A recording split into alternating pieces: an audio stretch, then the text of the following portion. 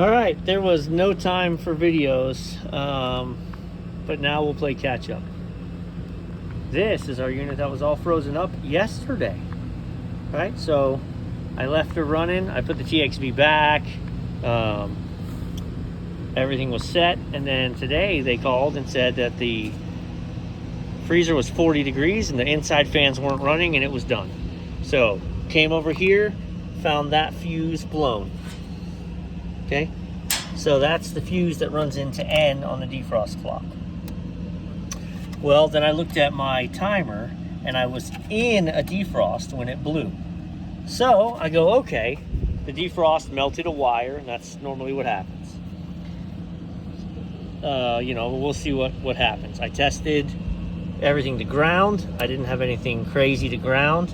So instead of going through fuses, I put a little popper here. Okay, so this is only a 10 and that was a 15, but it was going to work for my purposes. So I took it out of a defrost and I put it into cooling, and I powered on the unit. Pop, I popped. She started, fan started, compressor started, pop, she popped. So I popped in a defrost and I popped in cooling, which means my problem was on the N circuit, right? Because N runs downstairs. Either I had a problem on my hot leg, right? But that's not the fuse that was blowing. It was N. So that runs downstairs. It feeds directly into the fans, the thermostat, and the fan cycle defrost termination switch. And it turns out my fan cycle defrost termination switch was bad inside. I replaced it, which I'll go in and show you in a minute.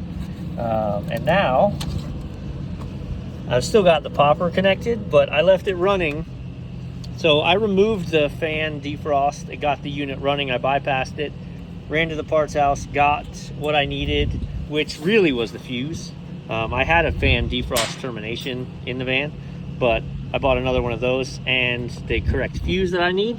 So that I'm going to remove my little popper, put the fuse back in.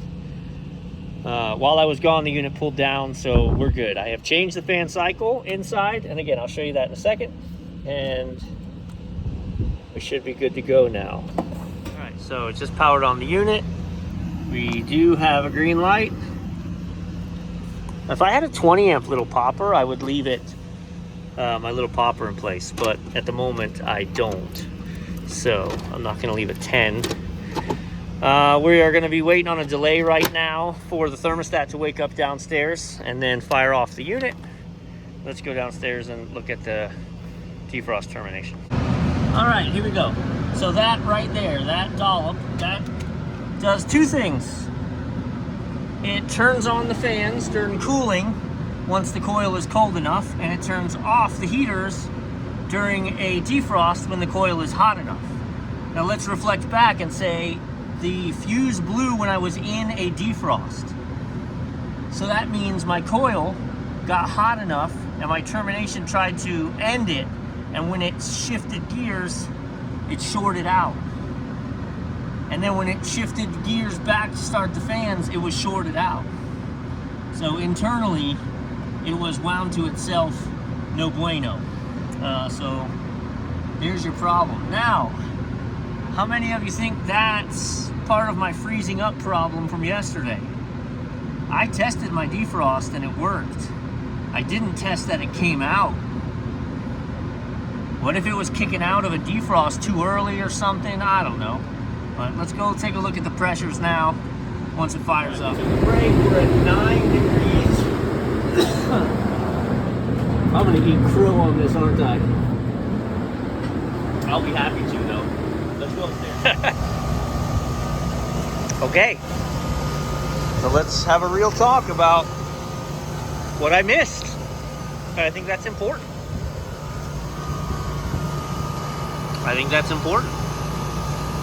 So, this unit's been running for a hot minute, and yet we're not frozen up. Our suction pressure is dead on, about 22 PSI, right where I want it.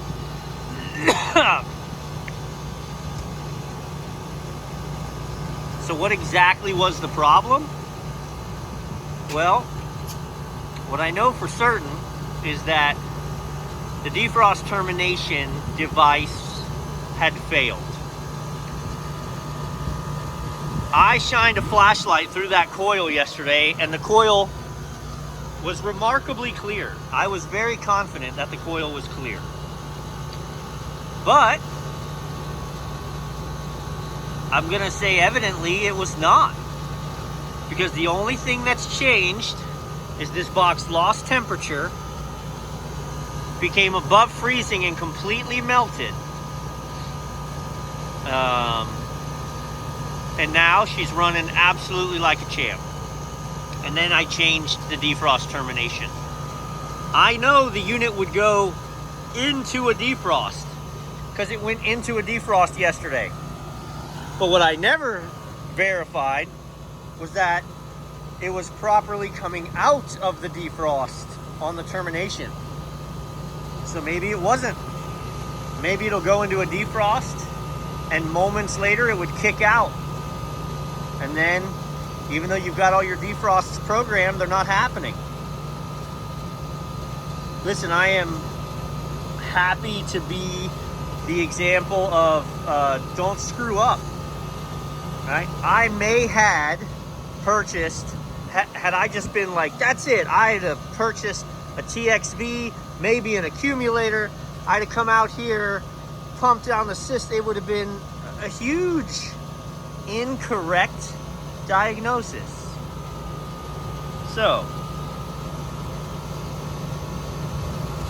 thank you guys for those of you who always chime in to keep us thinking straight.